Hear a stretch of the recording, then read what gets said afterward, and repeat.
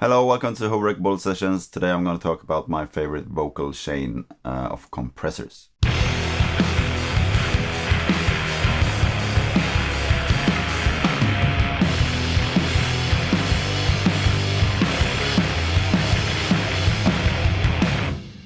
Yeah, hello and welcome. As I said, I'm going to talk about compressors, and I have shown them a couple of times before, but I have the Stam Audio LA-2A style compressor called the SA-2A, and also a DIY 1176 from Hairball Audio, which is the revision A with the blue stripe. And those two in combination for a vocal chain is kind of a classic. Maybe no surprise that I think it sounds really awesome, because it's really tried out, and it's a classic for a reason, I guess. And why they work so well together is because the LA-2A compressor is an optical, pretty slow compressor. So it works really musical in a soft way, like smoothing out the levels of the vocals, while the 1176 is a FET-based compressor and it works a lot faster. So you can really dial it in to just cut off the hard transients. There are some different opinions on in which order you want to place the compressors. Some want to place the 1176 first and the LA-2A second. Me personally, I really prefer to have the LA-2A first and 1176 second. And this is just from my experience, but I like to compress the vocals pretty hard with the LA-2A.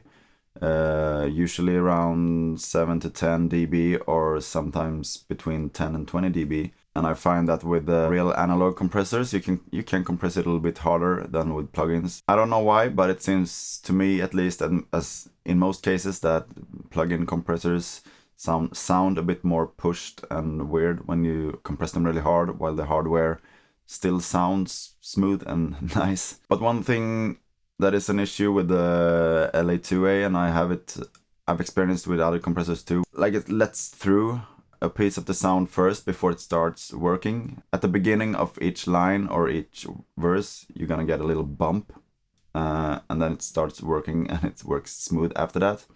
And as I are doing pretty heavy compression on the LA-2A, this bump is getting pretty big and you can really hear it. So the solution for that is just placing the 1176 after, on really fast attack and release. Like on an average, I just let it take off 1 or 2 dB at most, but those bumps are gonna go down maybe 3, 4, 5 dB in some cases, depending on the style of music and the vocalist, of course. And I can show you here what it looks like when I'm not using the 1176. I think I have some old recording here with the vocal tracks, and you can see here at the start of this line, you see this bump.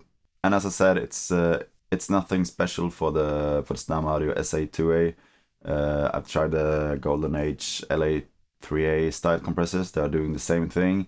Some other compressors too. It's like just some compressors are doing that, and then you can just fix it with another compressor after.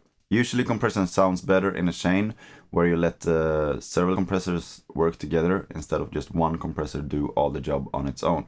Of course, you can have this chain in a plugin form too, but for me it has been speeding up the mixing process a lot by recording this on the way in, because I never have to put any compressor plugins on the vocal tracks.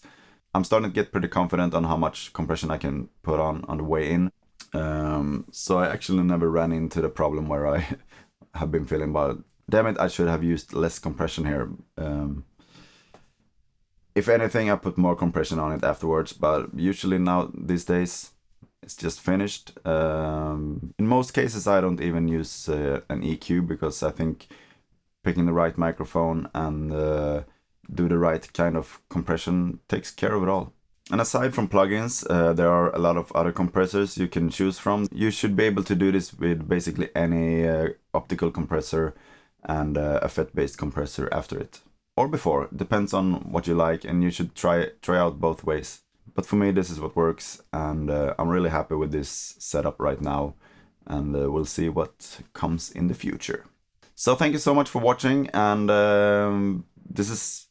I know this is not news for most people. This is a classic chain, but if you haven't tried it out, try it out. And once again, I really recommend hardware compressors. I think most people would benefit of at least having 1 or 2 decent compressors to use on vocals and other stuff on the way in. again, thanks for watching, and see you again in 2 weeks. Bye bye. Cheers.